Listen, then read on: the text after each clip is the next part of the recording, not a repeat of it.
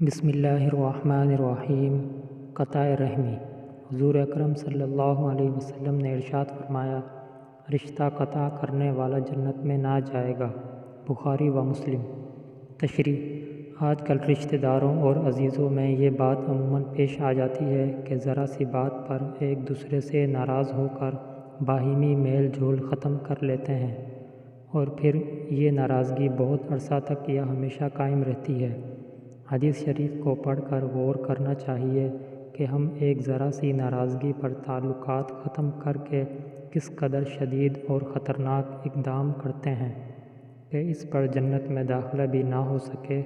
اس لیے باہمی تعلقات میں ہر شخص کو دوسرے عزیز قریب کے کسی بھی بات پر ناراضگی سے چھوٹ چھٹاؤ نہیں کرنا چاہیے، بلکہ ناراضگی ختم کر کے میل جول رکھنا چاہیے۔